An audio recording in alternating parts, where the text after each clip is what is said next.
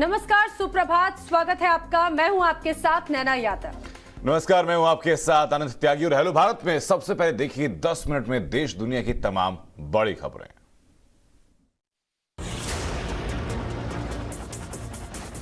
अफगानिस्तान में फंसे अमेरिकियों और परेशान अफगान लोगों को बाहर निकालने के लिए अमेरिका हर दिन कोशिश में जुटा है। अब अमेरिकी विदेश मंत्री एंटनी ब्लिंकन ने कहा कि 31 अगस्त के बाद भी अफगानिस्तान में फंसे लोगों को बाहर निकालने का काम चलता रहेगा। उन्होंने आगे कहा कि 31 अगस्त को हमारी मुहिम समाप्त होने के बाद भी लोग अफगानिस्तान छोड़ सकते हैं। अपने बयान में उन्होंने यह भी कहा कि अमेरिका का यह प्रयास 31 अगस्त को खत्म नहीं होने जा रहा है। उन्होंने कहा कि यदि लोग अफगानिस्तान छोड़कर जाना चाहते हैं तो अमेरिका की ओर से मदद जारी रहेगी। ब्लिंकन ने जानकारी देते हुए कहा कि काबुल से अब तक 82,000 से ज्यादा लोग सुरक्षित बाहर निकाले जा चुके हैं और करीब 6,000 अमेरिकी काबुल में पाए गए हैं, जिसमें 4500 लोगों को सुरक्षित बाहर निकाल लिया गया है। इससे पहले अमेरिकी राष्ट्रपति बाइडेन ने कहा था कि अफगानिस्तान में फंसे लोगों को बाहर निकालने का काम लगातार चलता रहेगा। दूसरी तरफ अभी भी लोग काबुल एयरपोर्ट पर जमा हैं और जल्द से जल्द देश छोड़कर जाना चाहते हैं। छत्तीसगढ़ कांग्रेस में हर दिन विवाद बढ़ता ही जा रहा है। अब छत्तीसगढ़ के मुख्यमंत्री भूपेश बघेल ने कहा है कि जो लोग 2.5 साल का राग अलाप रहे हैं वो किसी हाल में सफल नहीं होंगे। इतना ही नहीं, सीएम बघेल ने कहा कि जब आला कमान की ओर से कहा जाएगा तभी मैं इस्तीफा दे दूंगा। उन्होंने आगे कहा कि छत्तीसगढ़ में किसानों और आदिवासियों की सरकार है और ये सरकार छत्तीसगढ़ की जनता की सरकार है जो बहुत शानदार तरीके से राज्य में काम कर रही है। इतना ही नहीं, सीएम बघेल ने कहा है कि राष्ट्रीय नेता का जब तक आदेश है तब तक मैं इस पद पर हूं और जब वो कहेंगे तब मैं इस पद को त्याग दूंगा। जब वो कहेंगे इस पद का त्याग कर दूंगा। इसमें किसी को कोई संशय नहीं होना चाहिए। ये जो 2.5 साल के राग अलाप रहे ना, वो राजनीति में अस्थिरता लाने की कोशिश कर रहे हैं, लेकिन वो कभी सफल नहीं होंगे। और इस मामले में कल पुनिया जी बहुत स्पष्ट कह चुके हैं। इससे पहले दिल्ली में सीएम बघेल और टीएस सिंहदेव की राहुल गांधी के साथ बैठक हुई थी, लेकिन 3 घंटे की बैठक के बाद भी कोई नतीजा नहीं निकल पाया, जिसके बाद सीएम बघेल ने कहा कि राहुल गांधी के साथ छत्तीसगढ़ के विकास को लेकर चर्चा हुई थी। महाराष्ट्र के उल्लासनगर में बीजेपी पार्षद की पिटाई मामले में पुलिस ने 4 लोगों को गिरफ्तार कर लिया है। सीएम उद्धव ठाकरे और नारायण राणे विवाद के बाद ठाणे जिले के उल्लासनगर में शिवसेना के कुछ कार्यकर्ताओं ने एक बीजेपी पार्षद की पिटाई कर दी थी, जिसके बाद से ही पुलिस केस दर्ज कर आरोपियों की तलाश कर रही थी। जानकारी के मुताबिक उल्लासनगर नगर निगम मुख्यालय के सामने ही बीजेपी पार्षद प्रदीप रामचंदानी की शिवसेना कार्यकर्ताओं ने पिटाई कर दी थी, जिसके बाद से पुलिस ने केस दर्ज किया था। इस पूरे मामले में पुलिस ने अब तक 9 आरोपियों की पहचान की है, लेकिन अभी तक 4 की ही गिरफ्तारी हुई है। दूसरी तरफ इस मामले में सियासी टीका टिप्पणी भी जारी है और दोनों ही पार्टियां एक दूसरे के खिलाफ बयानबाजी कर रही हैं। इससे पहले केंद्रीय मंत्री नारायण राणे ने महाराष्ट्र के सीएम उद्धव ठाकरे के खिलाफ बयान दिया था, जिसके बाद महाराष्ट्र में कई जगहों पर शिवसेना और बीजेपी के कार्यकर्ता आमने सामने आ गए थे। कोलकाता से बिहार के गया जा रही एक बस से 30 देसी बम बरामद किए गए हैं। बंगाल पुलिस और इंटेलिजेंस की टीम ने झारखंड पश्चिम बंगाल की सीमा पर डिबूडीह चेक पोस्ट के पास चेकिंग के दौरान बस से बम बरामद किए हैं। इस मामले में पुलिस ने 2 लोगों को गिरफ्तार भी किया है और उनसे लगातार पूछताछ की जा रही है। इससे पहले पुलिस और इंटेलिजेंस की टीम को सूचना मिली थी कि एक बस में भारी संख्या में बम ले जाए जा रहे हैं, जिसके बाद बस को झारखंड और बंगाल की सीमा पर रोका गया और तलाशी ली गई। इसी दौरान बैग में रखे 2 बम मिले, जिसके ठीक बाद बस में बैठे यात्रियों में हड़कंप मच गया। बताया जा रहा है कि जिस बस से देसी बम बरामद किए गए हैं उसमें सिर्फ 18 पैसेंजर सफर कर रहे थे। इस एंगल से भी पुलिस इस केस की जांच कर रही है। जांच के दौरान जिस बैग से बम बरामद किए गए हैं उसमें बैग रिसीव करने वाले का नाम भी लिखा गया था। साथ ही बम की कीमत और 5,000 रुपए का एडवांस का भी जिक्र है। अभी अनुमान लगाया जा रहा है कि बम कोलकाता से ही बस में रख दिए गए थे, जिसकी सप्लाई बिहार में होनी थी। अब इस मामले में बंगाल पुलिस और इंटेलिजेंस की टीम लगातार जांच में जुटी हुई है और गिरफ्तार लोगों के बारे में जानकारी जुटाई जा रही है। इंदौर में चूड़ी बेचने वाले युवक की पिटाई कांड में हर दिन नए खुलासे हो रहे हैं और इस मामले में अब चूड़ी बेचने वाले युवक की परेशानियां भी बढ़ती नजर आ रही हैं। दरअसल इंदौर पुलिस को आरोपी तस्लीम के पास 2 आधार कार्ड मिले हैं। जांच में पता चला है कि चूड़ी बेचने वाला युवक यूपी के हरदोई का रहने वाला है और इंदौर पुलिस उसके घर जाकर भी जाँच कर रही है। पुलिस ने आरोपी तस्लीम के घर वालों से भी पूछताछ की है। बताया जा रहा है कि पीएम आवास योजना का लाभ उठाने के लिए 2-2 आधार कार्ड बनवाए थे। इतना ही नहीं, आरोपी को पहले से ही प्रधानमंत्री आवास योजना के तहत मकान भी मिला हुआ है। हालांकि तस्लीम ने कहा कि नाम में गड़बड़ी के चलते उसके पास 2-2 आधार कार्ड हैं। इससे पहले इंदौर में चूड़ी बेचने वाले तस्लीम के खिलाफ एक नाबालिग लड़की ने शिकायत दर्ज करवाई थी। फिर तस्लीम के खिलाफ पॉक्सो एक्ट के तहत केस दर्ज किया गया था और उसे गिरफ्तार कर लिया गया था। इस मामले में अभी भी पुलिस जांच कर रही है। तस्लीम की पिटाई का वीडियो भी सोशल मीडिया पर वायरल हो गया था। छलकते जाम, नवाबी अंदाज और ये हंसते हुए चेहरे, ये नजारा किसी नवाब खाने में हो रही दावत का नहीं है, बल्कि ये वीडियो दिल्ली की एक जेल का बताया जा रहा है। सलाखों के पीछे शराब पीते हुए ये वीडियो नीरज बवानिया गैंग के राहुल काला और नवीन बाली का है, जो अपने साथियों के साथ जेल के अंदर बैठकर शराब पी रहे हैं। सूत्रों के मुताबिक खूंखार अपराधियों की ये तस्वीरें मंडोली जेल की बताई जा रही हैं। तिहाड़ जेल के डीजी भी इस बात की संभावना जता रहे हैं। डीजी के मुताबिक ये मंडोली जेल का वीडियो ही लग रहा है। जिस तरह के लॉकअप वीडियो में दिखाई दे रहे हैं, उसे देखते हुए ऐसा लग रहा है कि ये वीडियो मंडोली जेल का ही है। हालांकि वीडियो के सामने आने के बाद जेल प्रशासन में हड़कंप मचा हुआ है। आनन फानन में इस मामले की जांच के आदेश भी दे दिए गए हैं।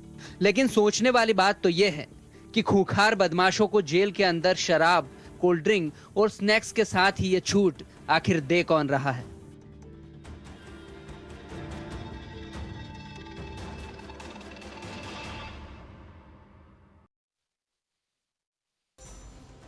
बिहार में एक बड़ा हादसा होते होते टल गया।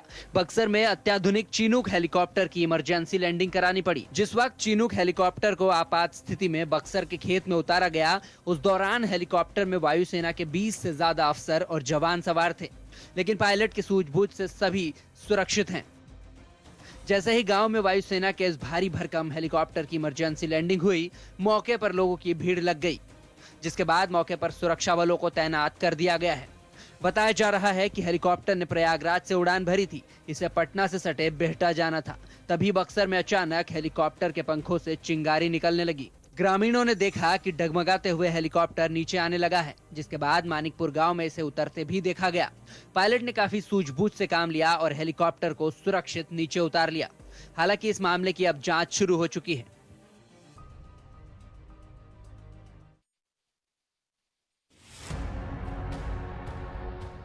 राजस्थान के बाड़मेर में वायुसेना का एक मिग-21 विमान क्रैश हो गया है। शाम के वक्त एयरफोर्स के मिग-21 बाइसन फाइटर जेट के साथ टेक ऑफ के बाद ही हादसा हो गया। लेकिन गनीमत रही कि विमान उड़ा रहे पायलट ने क्रैश होने से पहले ही खुद को इजेक्ट कर लिया। हादसे में पायलट को हल्की चोटें आई है, जिसके बाद उसे अस्पताल में भर्ती कराया गया है। एयरफोर्स के मुताबिक हादसा बुधवार को शाम 5:30 बजे भुरटिया गाँव में हुआ। फाइटर जेट मिग-21 ट्रेनिंग उड़ान पर था। टेक ऑफ के बाद ही विमान में तकनीकी खराबी आ गई और प्लेन एक झोपड़ी पर जा गिरा, जिसके बाद उस झोपड़ी में आग लग गई। हालांकि हादसे वक्त झोपड़ी में कोई मौजूद नहीं था। हादसे के बाद पुलिस प्रशासन ने घटनास्थल को सील कर दिया है और एयरफोर्स की टीम भी मौके पर पहुंची, जिसने क्रैश हुए विमान के ब्लैक बॉक्स को बरामद कर जांच शुरू कर दी है। वहीं वायुसेना ने भी विमान हादसे की कोर्ट ऑफ इंक्वायरी का ऑर्डर दे दिया है।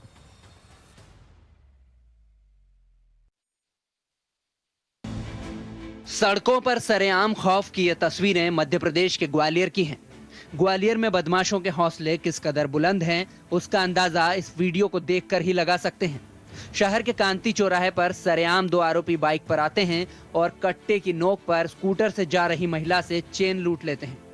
चौंकाने वाली बात तो ये भी है कि वहां मौजूद लोग भी महिला की मदद नहीं करते। खुद पीड़िता की जुबानी ही सुनिए कि आखिर वहां क्या हुआ था। उन्होंने मेरे को झपट्टा मारा, चैन लूटने की कोशिश की, पर मैंने बहुत चिल्लाई, झपट्टा रोका भी था उसको बहुत, पर उसने मेरे को गन दिखाई। बचाने का प्रयास किसी लोगों ने नहीं किया, तो मैं चीखी चिल्लाई। सामने गार्ड भी था, एक अंकल भी थे, बगल में आंटी थी, सामने ऑटो भी था, पर मैं चिल्लाई, किसी ने नहीं सुना मेरा। दिन दहाड़े कट्टे की नोक पर हुई लूट की इस वारदात के बाद अब पुलिस आरोपियों की जल्द गिरफ्तारी का दावा कर रही है। तमाम दावों के बीच सीसीटीवी में कैद हुई इन तस्वीरों के बाद शहर की कानून व्यवस्था पर सवाल खड़े हो रहे हैं।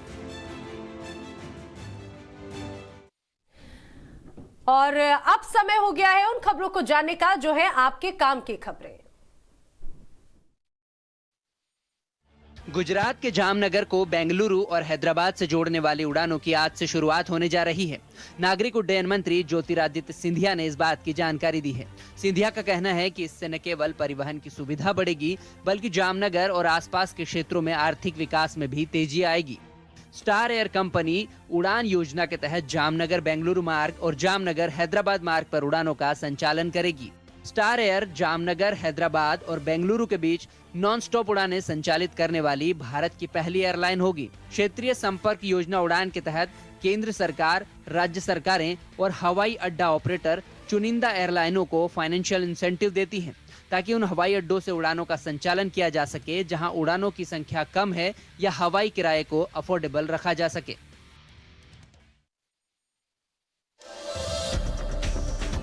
केंद्र सरकार केंद्रीय कर्मचारियों को खुशखबरी देने की तैयारी कर रही है। उम्मीद की जा रही है कि जल्द ही सरकार कर्मचारियों के लिए महंगाई भत्ता और पेंशनर्स के लिए महंगाई राहत में बढ़ोतरी का ऐलान कर सकती है। इससे 1 करोड़ से ज्यादा केंद्रीय कर्मचारियों और पेंशनर्स को फायदा मिलेगा। केंद्र सरकार ने हाल ही में डीए 17% से बढ़ाकर 28% करने का ऐलान किया था। इससे पहले कोरोना संकट के चलते सरकार ने पिछले साल डीए पर जून 2021 तक अस्थायी तौर पर रोक लगा दी थी। केंद्र सरकार ने जुलाई 2021 का महंगाई भत्ता अभी तय नहीं किया है। हालांकि जनवरी से मई 2021 के कंज्यूमर प्राइस इंडेक्स के आंकड़ों से पता चलता है कि इसमें 3% तक की बढ़ोतरी का ऐलान किया जा सकता है। अगर ऐसा हुआ तो महंगाई भत्ता 31% पर पहुंच जाएगा। बताया जा रहा है कि केंद्र दशहरा या दिवाली के आसपास डीए में बढ़ोतरी की घोषणा कर देगा। अभी महंगाई भत्ता पिछले साल के मुकाबले कुल 11% बढ़ चुका है। सरकार ने जुलाई 2021 में इसे 28% कर दिया है। अब जून 2021 में अगर यह 3% बढ़ता है तो महंगाई भत्ता 31% पर पहुंच जाएगा। ऐसे में अगर किसी कर्मचारी की बेसिक सैलरी 50,000 रुपए है तो उसे 15,000 रुपए डीए मिलेगा। मध्य प्रदेश, उत्तराखंड, हरियाणा सहित देश के कई राज्यों में अलग अलग पदों के लिए सरकारी नौकरी निकली है। हरियाणा ने सलाहकार मनोचिकित्सक, चिकित्सक, सलाहकार चिकित्सक सहित कई पदों पर नौकरियां निकाली हैं। इन पदों के लिए 7 सितंबर 2021 तक आधिकारिक वेबसाइट के जरिए आवेदन कर सकते हैं। जारी नोटिफिकेशन के मुताबिक 39 खाली पदों पर भर्ती की जाएगी। इसी तरह मध्य प्रदेश हाईकोर्ट ने जूनियर स्टेनोग्राफर समेत कई पदों पर भर्तियों के लिए नोटिफिकेशन जारी किया है। इन पदों के लिए अभ्यर्थी हाईकोर्ट की आधिकारिक वेबसाइट के जरिए आवेदन कर सकते हैं। जारी नोटिफिकेशन के मुताबिक 61 खाली पदों पर भर्तियां की जाएंगी। आवेदन की आखिरी तारीख 30 अगस्त 2021 है। वहीं उत्तराखंड लोक सेवा आयोग ने भी सरकारी नौकरी के लिए नोटिफिकेशन जारी कर दिया है। यहाँ पुलिस उपाधीक्षक और वित्त अधिकारी सहित कई पद खाली हैं, जिसके लिए आवेदन की प्रक्रिया शुरू हो गई है। यूकेपीसीएस की आधिकारिक वेबसाइट के जरिए 30 अगस्त 2021 तक आवेदन कर सकते हैं। यहाँ 224 खाली पदों पर भर्तियां की जाएंगी।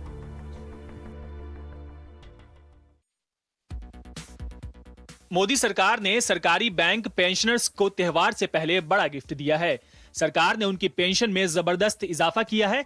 फाइनेंस सेक्रेटरी की माने तो बैंक कर्मचारियों के पेंशन पे आउट की 9,284 रुपए की सीमा को बढ़ाकर 30 से 35,000 रुपए कर दिया गया है। साथ ही एनपीएस के तहत बैंकरों का एम्प्लॉय पेंशन के लिए योगदान 10% से बढ़ाकर 14% कर दिया गया है। केंद्रीय वित्त मंत्री निर्मला सीतारमण ने सरकारी बैंकों के प्रमुखों के साथ बैठक में इसका ऐलान किया। वित्त मंत्री ने बताया, फिनटेक सेक्टर को भी अच्छे बैंकिंग सपोर्ट की जरूरत है।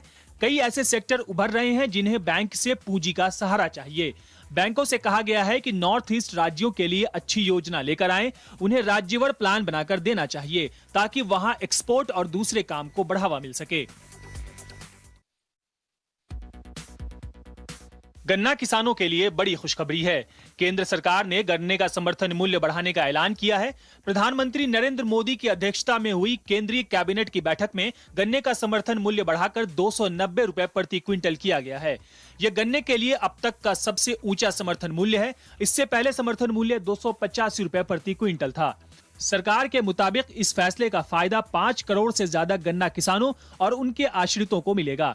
साथ ही इस फैसले का सकारात्मक असर शुगर मिल और उससे जुड़े कामों में लगे 5 लाख कामगारों पर भी देखने को मिलेगा। केंद्र में मोदी सरकार के आने के बाद गन्ने के समर्थन मूल्य में लगातार बढ़ोतरी की है। 2013-14 के दौरान देश में गन्ने का समर्थन मूल्य 210 रुपए प्रति क्विंटल होता था, जो अब बढ़कर 290 रुपए प्रति क्विंटल हो गया है।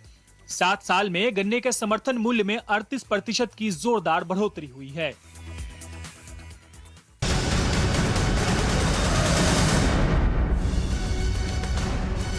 और भारत का ऑपरेशन देवी शक्ति जारी है। आपको बता दें, इसी बीच काबुल से 35 और लोग दिल्ली लाए जा रहे हैं। ये वो लोग हैं जो अफगानिस्तान में फंसे हुए थे। इंडियन एयरफोर्स के विमान से रेस्क्यू ऑपरेशन चलाया जा रहा है। इसमें 11 नेपाली और 24 भारतीयों का रेस्क्यू किया जा रहा है। 35 और लोगों को अफगानिस्तान से लाया जा रहा है। विदेश मंत्रालय के प्रवक्ता ने ये जानकारी दी है। तो लगातार ऑपरेशन देवी शक्ति के माध्यम से अफगानिस्तान से लोगों को इवैक्यूएट करने का जो सिलसिला है वो जारी है। और अब इसी कड़ी में 35 और लोग काबुल से दिल्ली लाए जा रहे हैं, भारत लाए जा रहे हैं।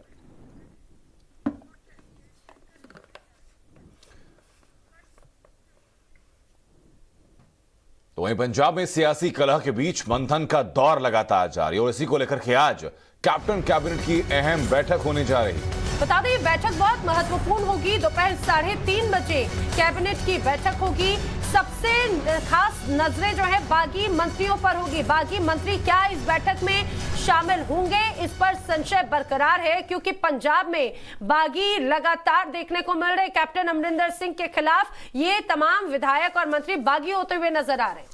एक पूरा डेलीगेशन हरीश रावत से मिलने के लिए देहरादून गया था कैप्टन अमरिंदर सिंह को हटाने के लिए, पदच्युत करने के लिए, लेकिन सोनिया गांधी की तरफ से पूरा बैकअप किया गया कैप्टन अमरिंदर सिंह को और ये सब साफ का अंदाजा लगाया गया कि इन बागियों पर कार्रवाई होनी तय है। परिवर्तन, क्योंकि सिद्धू एक अलग परिवेश से आए हैं और हमने कई बातों को देख करके उनको पंजाब में कांग्रेस का दायित्व सौंपा है, अध्यक्ष पद का, क्योंकि हमको आगे के लिए भी देखना था, तो आगे की तरफ देख करके सौंपा है। और इसका अर्थ ये नहीं है कि पूरी कांग्रेस उनको सौंप दी है। अमरिंदर सिंह जी हैं, सिद्धू साहब हैं, सुखविंदर सिंह सिद्धू जो सुखविंदर सिंह रंधावा जो यहाँ आए हैं वो हैं। जब उनको पंजाब कांग्रेस का अध्यक्ष बना गया था वो तब भी सीएम बनना चाहते थे? नहीं, ऐसी कोई बात नहीं थी और न अभी हमने सीएम के फेस के विषय में कुछ कहा है। और सत्यता ये है, हम अमरिंदर सिंह जी के नेतृत्व में ही 2022 में चुनाव में जाए। जो सिंह सिद्धू हैं उनको वो असिस्ट प्राइवेट कैपेसिटी में करते हैं।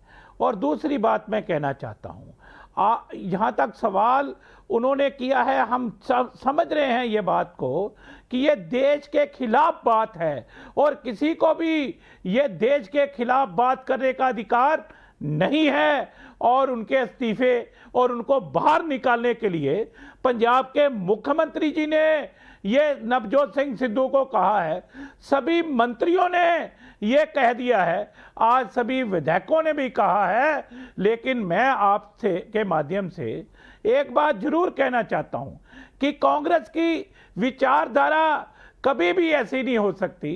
ये कांग्रेस की विचारधारा नहीं है।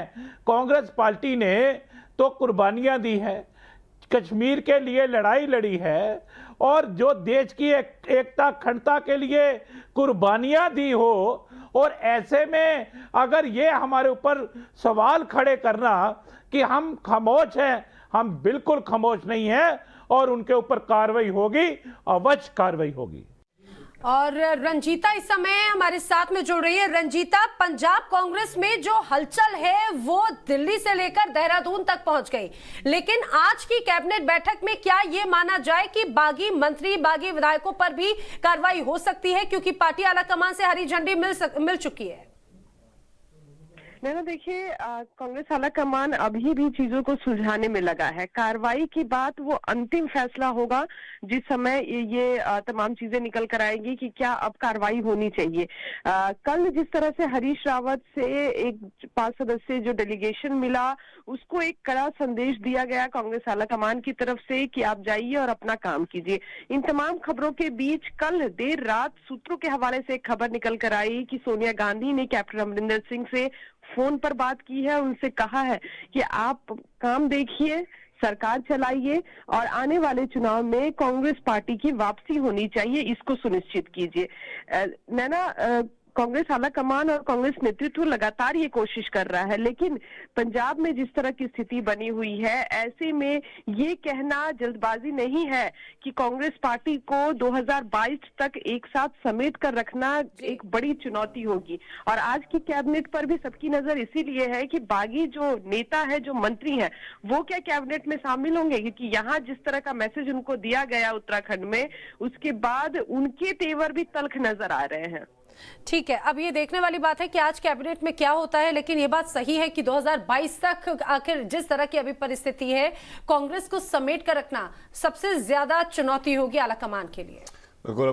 अब नजर अगली खबर की तरफ, जहां अफगानिस्तान संकट को लेकर के केंद्र सरकार ने आज सर्वदलीय बैठक बुलाई है। सुबह 11 बजे ऑल पार्टी मीटिंग होगी। अफगानिस्तान में भारत का बड़ा निवेश रहा है और हिंदुस्तान अफगानिस्तान का रणनीतिक साथी रहा है। बिल्कुल, और ऐसे में इसीलिए ये महत्वपूर्ण हो जाता है ये बैठक। ऐसे में वहां पर तालिबान का राज आ जाना भारत के लिए बहुत बड़ी चुनौती साबित हो सकता है। भारत इसको लेकर आखिर क्या रणनीति अपनाता है, इस पर सभी की निगाहें होंगी। इन्हीं मुद्दों पर केंद्र सरकार भी लगातार राजनीतिक दलों के साथ में अब मंथन करेगी, लगातार विचार किया जा रहा है। ये भी बताते चले, भारत की ओर से अभी तक तालिबानी शासन आने पर कोई भी आधिकारिक बयान नहीं दिया गया है, बल्कि वहां पर जो फंसे भारतीय हैं, वहां पर नागरिकों को वहां से निकालने पर फोकस ज्यादा है।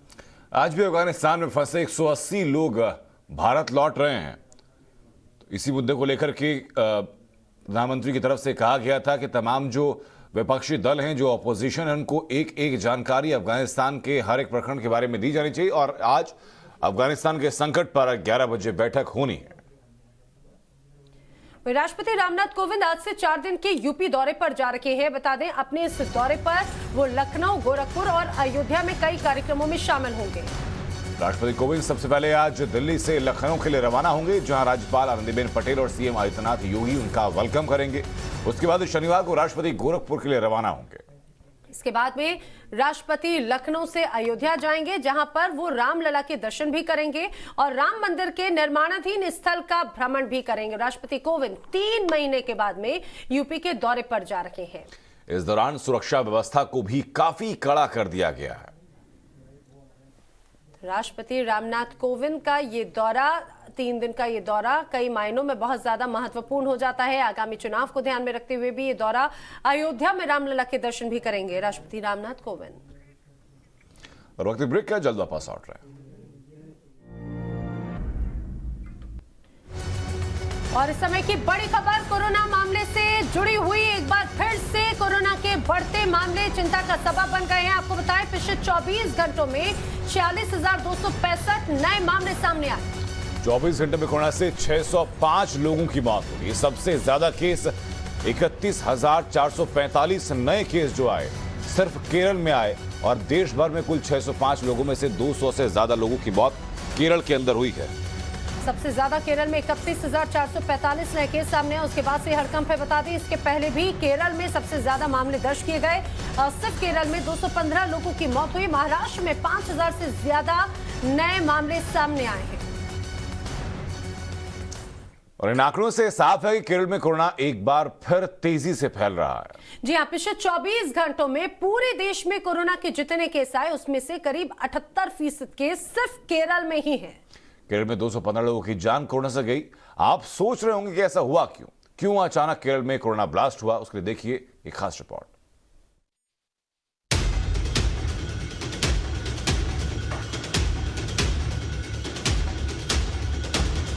कोरोना की बेकाबू रफ्तार सिर्फ केरल में 24,000 के पार। देश भर में कम हो रहे कोरोना मामलों के बीच केरल में वायरस के नए मामलों की संख्या एक बार फिर बेकाबू हो गई। केरल में पिछले 24 घंटे में आए कोरोना के नए केस ने पिछले 3 महीनों का रिकॉर्ड तोड़ दिया। केरल में 24,296 कोरोना के नए केस दर्ज किए गए, जबकि जानलेवा वायरस की वजह से 173 लोगों की मौत हो गई। केरल में संक्रमण फुल स्पीड में क्यों है, अब इसके पीछे की वजह जान लीजिए। पूरे देश भर में 23 तारीख को ओणम का त्योहार मनाया गया। ओणम को लेकर केरल में लोगों को सरकार की तरफ से छूट दी गई। कोच्चि में लोगों ने ओणम का त्योहार मनाया। मंदिरों में लोगों की भीड़ जुटी। एर्नाकुलम में भी बाजार खुले। बाजार में लोग त्योहार की शॉपिंग करते दिखे। ओणम के मौके पर तिरुवनंतपुरम के बाजारों में भीड़ दिखी। लोग कोरोना नियमों की धज्जियां उड़ाते दिखे। केरल में पिछले 24 घंटों में कोरोना के मामले बढ़े हैं। केरल में बढ़ते कोरोना के ग्राफ को काफी चिंताजनक माना जा रहा है। 23 अगस्त को केरल में ओणम का त्योहार मनाया गया। त्योहार के दौरान बाजारों में उमड़ी भीड़ और बढ़ती गई लापरवाही को बढ़ते कोरोना की वजह माना जा रहा है। केरल में पिछले 3 दिनों में कोरोना के केस कैसे बढ़े, कितने ठीक हुए और कितनी मौत हुई, ये आपको समझाते हैं। 22 अगस्त को केरल में 10,402 नए केस आए थे। 23 अगस्त को ये बढ़कर 13,383 हो गए, जिसके बाद 24 अगस्त यानी कल ये दोगुने से भी ज्यादा बढ़कर 24,296 हो गए। केरल में कोरोना से ठीक होने वालों की संख्या 22 अगस्त को 25,586 थी, 23 अगस्त को 21,942, वहीं 24 अगस्त को ठीक होने वालों की संख्या 19,349 हो गई। इसके अलावा 22 और 23 अगस्त को 66 और 90 लोगों की कोरोना से मौत हुई। 24 अगस्त को मरने वालों की संख्या में तेजी आई और आंकड़ा 173 पहुंच गया। अब बात केरल में कोरोना से सबसे ज्यादा प्रभावित 3 जिलों की। पिछले 24 घंटे में सबसे ज्यादा केस एर्नाकुलम जिले में आए। यहाँ 3,149 नए संक्रमित मिले। त्रिशूर में नए संक्रमितों की संख्या 3,040 रही। वहीं कोझिकोड में 2,875 नए संक्रमित मिले। पहले ईद में ढिलाई और अब ओणम के त्योहार में छूट। त्योहारों के वक्त बाजारों में लगने वाली भीड़ कोरोना को न्योता दे रही है। देश तीसरी लहर के मुहाने पर खड़ा है। देश में अभी दशहरा और दिवाली जैसे त्योहार आने हैं। ऐसे में अगर कोरोना के नियमों की अनदेखी करती भीड़ बाजारों में फिर जुटी तो ये कोरोना के खिलाफ देश की लड़ाई को और कमजोर कर सकता है।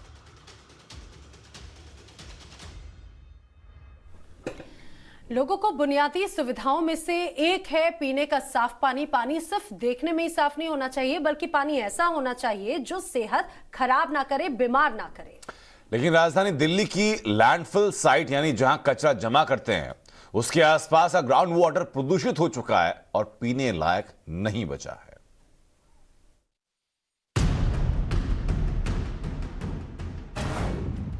राजधानी दिल्ली में कचरे का ये पहाड़ गाजीपुर लैंडफिल साइट है। पहाड़ ऊंचा होता जा रहा है और आसपास रहने वाले बदबू भरी हवा में रहने को मजबूर हैं। जमीन के ऊपर का हाल तो आसानी से दिख रहा है, लेकिन जमीन के नीचे भी इस कचरे के पहाड़ का बुरा असर दिखने लगा है।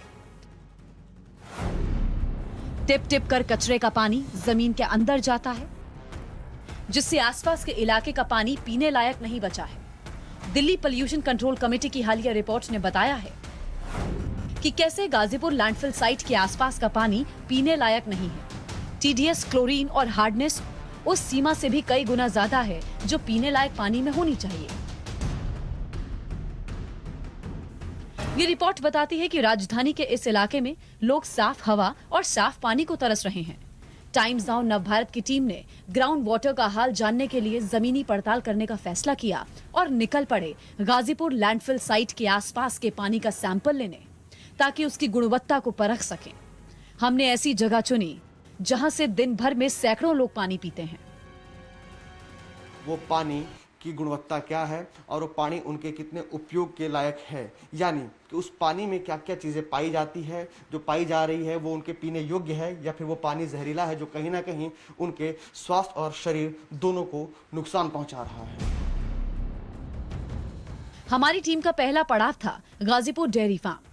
ये जगह कूड़े के ढेर से पहाड़ में तब्दील हो चुके लैंडफिल साइट के ठीक बगल में है। ग्राउंड वाटर का सैंपल लेने के लिए हमने बोरिंग से निकाले गए पानी का चुनाव किया। टीम ने यहां से सैंपल लिया। देखने में तो पानी साफ लग रहा है, लेकिन नतीजा लैब में पता चलेगा। क्या लग रहा है? फिलहाल में देख रहे हैं तो साफ लग रहा है, बाकी माइक्रोबायोलॉजिकल जो कंटामिनेशन होता है हमारा, वो ऐसे हम विजिबली नहीं देख सकते उसको। वो टेस्टिंग के बाद ही पता चलेगा हमें कि इसमें कितना माइक्रोबायोलॉजिकल लोड है, हमारा पीने लायक है भी या नहीं है। वो सब टेस्टिंग के बाद ही पता चलेगा। इसके बाद हम पहुंचे अगले पड़ाव पर, मछली मंडी में। सैंपल लेने के पहले हमने एक शख्स से पूछा कि क्या वो सीधे जमीन से निकाले गए पानी को पीते हैं, तो देखिए उन्होंने क्या कहा। इसे पीते तो नहीं, हम लोग थोड़ा यूज कर लेते हैं काम में, बर्तन वर्तन धोने में या किसी काम में इस्तेमाल कर लेते हैं। और पीने का पानी हम लोग सप्लाई का पानी यूज करते हैं। ये वाला आप क्यों नहीं पीते हैं, ये जमीन वाला? इसलिए नहीं पीते कि थोड़ा हल्का सा अजीब टाइप लगता है, इसलिए हम उसको यूज नहीं करते हैं। अजीब टाइप का मतलब कैसा टेस्ट लगता है, कुछ बताएंगे? खराबपन, हल्कापन, हल्का खराबपन लगता है, इसीलिए हम लोग उसको यूज नहीं करते हैं। मछली मंडी में हमने जमीन से सीधे निकाले गए पानी का सैंपल लिया। आम नजरों से देखने पर यहाँ का पानी भी साफ ही लग रहा था। टीम है पहले यहाँ पर इसको पूरे तरीके से साफ करती है टीम सैंपल कलेक्ट करने से पहले। तो अब देखिए कि किस तरीके से ये साफ किया जा रहा है ताकि कुछ भी इसमें जो भी कोई भी ऐसा रसायन हो या कोई भी संक्रमण हो वो सैंपल के दौरान ना आए, बल्कि जो पानी है ओरिजिनल पानी जो जमीन के अंदर से आ रहा है वो पानी आए। मछली मार्केट के पास ही ये प्याऊ है, शुद्ध पीने का पानी। लेकिन ये कितना शुद्ध होगा इसके सैंपल की जांच के बाद पता चलेगा। यहाँ से भी सैंपल ले लिया गया। यहाँ पर इतनी ज्यादा गंदगी है ना कि कैसे पी सकते हैं इस पानी को, तो इसमें चांसेस बहुत ज्यादा हैं कि ये सैंपल फेल होगा, माइक्रोबायोलॉजिकल कंटामिनेशन बहुत होगा इसमें। बाकी रिपोर्ट आने के बाद में हम बता सकते हैं कंफर्म, लेकिन देखने से लग रहा है कि फेल होगा सैंपल, जितनी यहाँ पर गंदगी है। तो गंदगी का अंदाजा तो आप साफ तौर पर तस्वीरों में देखकर लगा सकते हैं किस तरीके से यहाँ पर चारों तरफ ये जो है ये गंदगी का अंबार दिख रहा है और यही पानी लोग सीधे पी रहे हैं, जो कि सीधे उनके शरीर के अंदर जा रहा है। और गंदगी का अंदाजा आप साफ तौर पर आप देख सकते हैं कि ये जो है यहाँ पे लोग इस पानी को पीते हैं। तो उसके बाद जब रिपोर्ट आएगी, रिपोर्ट के बाद ही हम यह तय कर पाएंगे कि यह जो लोग पानी पी रहे हैं यह पानी जो है कितना शुद्ध है या फिर यह पानी कितना प्रदूषित है। इसके बाद हमारी टीम पहुंची पटपड़गंज इंडस्ट्रियल एरिया में खाने पीने की दुकानों के पास, जहां हर दिन करीब 300 लोग खाने के बाद ऐसे ही बड़े थर्मस में रखे पानी को पीते हैं। हमारी टीम ने यहां भी सैंपल लिया। तो दिल्ली के अलग अलग इलाकों से हम वाटर सैंपल कलेक्ट करके quality research and analytical lab पहुंच चुके हैं और हमारे साथ जो टीम गई थी वो टीम भी आ चुकी है। और ये देखिए कि सैंपल कलेक्ट करके जो टीम आई है, अब थोड़ी देर में भी इसकी टेस्टिंग शुरू होगी। अब बारी quality research and analysis lab private limited के लैब में वापस जाने की आई। सारे सैंपल लेकर हम लैब पहुंच गए। अब यहाँ 2 तरह के टेस्ट होंगे। एक केमिकल टेस्ट, जिसमें हमें पता लगेगा कि पानी के अंदर water hardness, TDS, chloride chemical की क्या स्थिति है। दूसरा माइक्रोबायोलॉजिकल, जिससे बैक्टीरिया वगैरह की जानकारी आपको मिलेगी। इंतजार के बाद आखिरी टेस्ट का नतीजा आने वाला है। सबसे